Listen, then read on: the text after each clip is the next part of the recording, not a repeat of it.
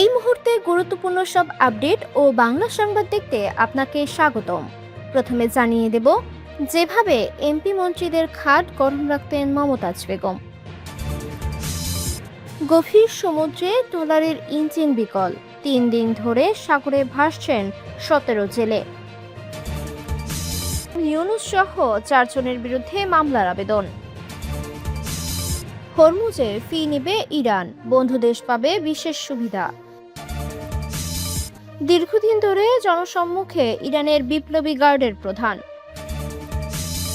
সর্বশেষ জানাবো, যুক্তরাষ্ট্র ইরান চুক্তি নস্যাৎ করার সুযোগ ইসরায়েলকে দেওয়া যাবে না বলেছেন এরদোগান। শিরোনাম শুনলেন, এবারে বিস্তারিত। তবে একটা অনুরোধ থাকবে, এই ভিডিওতে একটা লাইক ও কমেন্ট করে জানিয়ে দিন কোন জেলা থেকে বা কোথা থেকে দেখছেন। গভীর সমুদ্রে ট্রলারের ইঞ্জিন বিকল, 3 দিন ধরে সাগরে ভাসছেন 17 জেলে।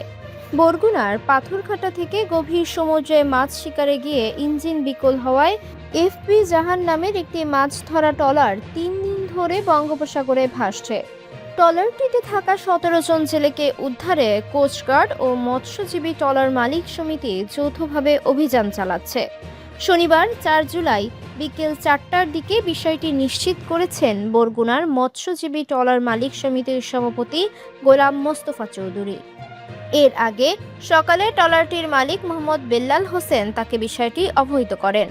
জানা গেছে, 5 দিন আগে পাথরঘাটা বিএফডিসি ঘাট থেকে 17 জন জেলেকে নিয়ে মাছ শিকারের উদ্দেশ্যে গভীর সমুদ্রে রওনা দেয় এফবি জাহান ট্রলারটি। বর্তমানে ট্রলারটি পাথরঘাটা থেকে প্রায় 100 কিলোমিটার দক্ষিণ পশ্চিমে দুয়ালার চর সংলগ্ন দক্ষিণ বঙ্গোপসাগর এলাকার ভাসছে। ট্রলারে থাকা সব জেলের বাড়ি পাথরঘাটা উপজেলার বিভিন্ন এলাকায়। এ বিষয়ে বরগুনা মৎস্যজীবী ট্রলার মালিক সমিতির সভাপতি গোলাম মোস্তফা চৌধুরী ট্রলারের মালিকের পক্ষ থেকে জানান, সমুদ্রে যাওয়ার প্রায় 2 দিন পর ট্রলারটির ইঞ্জিন বিকল হয়ে যায়। এরপর থেকে ট্রলারটি সাগরে ভাসতে থাকে। এক পর্যায়ে মোবাইল নেটওয়ার্কের আওতায় এলে জেলেরা ট্রলারের মালিকের সঙ্গে যোগাযোগ করে নিজেদের অবস্থানের কথা জানান এবং দ্রুত উদ্ধারের আবেদন করেন। তিনি আরও জানান, খবর পেয়ে কোস্টগার্ড পশ্চিম জোনকে বিষয়টি অবহিত করা হয়েছে। ইতোমধ্যে কোস্টগার্ড উদ্ধার অভিযান শুরু করেছে। একই সঙ্গে বরগুনা মৎস্যজীবী ট্রলার মালিক সমিতিও নিজস্ব ব্যবস্থাপনায় জেলেদের উদ্ধারের অভিযান পরিচালনা করছে। হাম, ইউনূস সহ 4 জনের বিরুদ্ধে মামলার আবেদন। হামের টিকা না কেনা এবং এ সংক্রান্ত অবহেলায় 6 শতাধিক শিশুর মৃত্যুর অভিযোগে অন্তর্বর্তী সরকারের প্রধান উপদেষ্টা মোহাম্মদ ইউনূস, স্বাস্থ্য উপদেষ্টা নূরজাহান বেগম সহ 4 জনের বিরুদ্ধে মামলার আবেদন করা হয়েছে। রোববার ঢাকার অ্যাডিশনাল চিফ মেট্রোপলিটন ম্যাজিস্ট্রেট জসিতা ইসলামের আদালতে এ আবেদন করেন হামে মারা যাওয়া 9 মাস বয়সী সাউদা নুসকানের বাবা সিরাজুল ইসলাম। বাদীপক্ষের আইনজীবী তসলিমা জাহান পপি জানান, আদালত বাদীর জবানবন্দি রেকর্ড করে আদেশ অপেক্ষমাণ রেখেছেন। মামলার আবেদনপত্র সূত্রে জানা গেছে, সিরাজুল ইসলামের 9 মাস বয়সী মেয়ে সাউদা নুসকান হামে মারা গেছে। তিনি মামলার আবেদনে অবহেলাজনিত মৃত্যুর অভিযোগ এনেছেন। মামলার আবেদনে ডক্টর মোহাম্মদ ইউনূসের সঙ্গে সাবেক স্বাস্থ্য উপদেষ্টা নূরজাহান বেগমের বিরুদ্ধে অভিযোগ আনা হয়েছে। হরমুজে ফি নেবে ইরান, বন্ধু দেশ পাবে বিশেষ সুবিধা। হরমুজ প্রণালী দিয়ে চলাচলকারী জাহাজের কাছ থেকে নতুন করে ফি নেওয়া হবে বলে জানিয়েছে ইরান।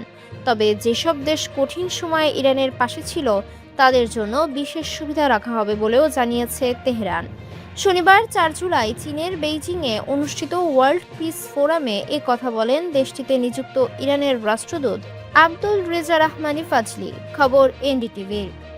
তিনি বলেন, হরমুজ প্রণালী ইরানের আঞ্চলিক জলসীমার অংশ, তাই সেখানে চলাচলকারী জাহাজের কাছ থেকে নিরাপত্তা ও বিভিন্ন সেবার ফি নেওয়া হবে। তবে এটিকে কোনো টোল হিসেবে দেখা উচিত নয়।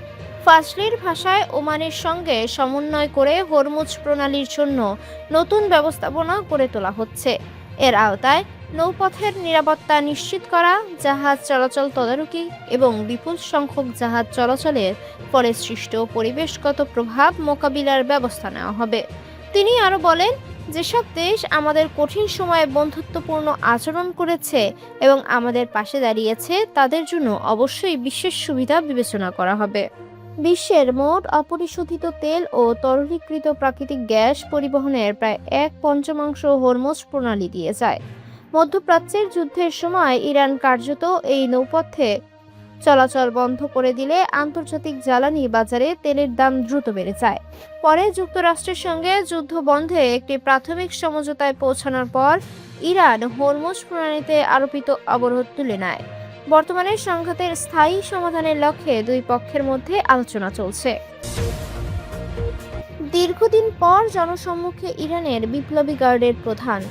অনেকদিন পর জনসম্মুখে দেখা গেল ইরানের ইসলামিক রেভলিউশনারি গার্ড কোরের আইআরজিসি সর্বাধিনায়ক ব্রিগেডিয়ার জেনারেল আহমদ ওয়াহিদিকে। রোববার সকালে তেহরানের গ্র্যান্ড মোসাল্লায় অনুষ্ঠিত ইরানের প্রয়াত সর্বোচ্চ ধর্মীয় নেতা আয়াতুল্লাহ আল খামিনি জানাজায় ওয়াহিদি অংশ নিয়েছেন বলে জানিয়েছে ইরানের কর্মকর্তা। যুদ্ধের প্রথম দিকে যুক্তরাষ্ট্র ও ইসরায়েলের হামলায় আইআরজিসি তৎকালীন প্রধান মেজর জেনারেল মোহাম্মদ পাকপুর নিহত হওয়ার পর জেনারেল ওয়াহিদিকে বিপ্লবী গার্ডের সর্বাধিনায়ক নিযুক্ত করা হয় বলে জানা যায়। এরপর জেনারেল ওয়াহিদিকে খুব কমই জনসম্মুখে দেখা গেছে। দেশটির সরকারি বার্তা সংস্থা আইআরএনএ প্রকাশিত একটি ভিডিওতেও জেনারেল ওয়াহিদিকে কালো টুপি মাথায় দিয়ে জানাজা অনুষ্ঠানে দেখা গেছে। আয়াতুল্লাহ আল খামিনির জানাজার নামাজের পাশাপাশি আজ তার পরিবারের আরও 4 সদস্যের জানাজার নামাজও অনুষ্ঠিত হয়েছে। তারা গত 28 ফেব্রুয়ারি যুক্তরাষ্ট্র ও ইসরায়েলের যৌথ হামলায় নিহত হন। নিহতদের মধ্যে খামিনির মাত্র 14 মাস বয়সী নাতি জাহরা মোহাম্মদী গোলাপাইগানি ছিল। ইরানের আধা সরকারি তাসনিম নিউজ এজেন্সির প্রকাশিত ভিডিওতে দেখা যায় জানাজার সময় জাহারার ছোট কফিনটি তার নানার কফিনের পাশে রাখা হয়েছে। সংস্থাটি জানায় জাহারার বাবা মোহাম্মদ জাওয়াদ মোহাম্মদী গোলপাইগানিও জানাজার নামাজে উপস্থিত ছিলেন। একই হামলায় জাহারার মা এবং খামিনির মেয়ে বুশরা খামিনিও নিহত হন। তেহরানের ইমাম খোমেনি গ্র্যান্ড মোসাল্লায় সকাল 8টায় আয়াতুল্লাহ আল খামিনি ও তার পরিবারের সদস্যদের জানাজা অনুষ্ঠিত হয়। শিয়া ধর্মীয় নেতা জাফর সোবহানি জানাজার নামাজে ইমামতি করেন। ইরানের আধা সরকারি সংবাদ সংস্থা তাসনিমের খবরে বলা হয়, জানাজার নামাজ শুরুর কয়েক ঘন্টা আগেই মোসাল্লার প্রধান প্রাঙ্গণ মানুষের ভিড়ে পূর্ণ হয়ে যায়। যুক্তরাষ্ট্র ইরান চুক্তি নস্যাৎ করার সুযোগ ইসরায়েলকে দেওয়া যাবে না বলেছেন এরদোগান। তুরস্কের প্রেসিডেন্ট রিসেপ তাইয়েপ এরদোগান সতর্ক করে বলেছেন, যুক্তরাষ্ট্র ও ইরানের মধ্যকার শান্তি চুক্তি নস্যাৎ করার সুযোগ ইসরায়েলকে কোনোভাবেই দেওয়া উচিত হবে না। তিনি বলেন, মধ্যপ্রাচ্যে স্থায়ী শান্তি প্রতিষ্ঠা করতে হলে আঞ্চলিক দেশগুলোর সমর্থন অপরিহার্য। সম্প্রতি ইস্তাম্বুলে পাকিস্তানের প্রধানমন্ত্রী শাহবাজ শরীফের সঙ্গে এক যৌথ সংবাদ সম্মেলনে এরদোগান এই কথা বলেন। সংঘাত অবসানের প্রচেষ্টাকে বানচাল করার চেষ্টার জন্য এই সময় তিনি ইসরায়েলকে অভিযুক্ত করেন। শাহবাজ শরীফকে পাশে নিয়ে সংবাদ সম্মেলনে এরদোগান বলেন, এই অঞ্চলের দেশগুলোর অংশগ্রহণ ও সমর্থন ছাড়া মধ্যপ্রাচ্যে টেকসই শান্তি অর্জন করা সম্ভব নয়। তিনি বলেন, আঞ্চলিক দেশগুলোর সদিচ্ছা ও অবদান থেকে শক্তি সঞ্চয় করে না এমন কোনো সমাধানই দীর্ঘস্থায়ী হতে পারে না। দীর্ঘমেয়াদী স্থিতিশীলতা নিশ্চিত করতে এবং নতুন করে সংঘাত রোধে আঞ্চলিক সহযোগিতার ওপর জোর দেন তুরস্কের এই নেতা।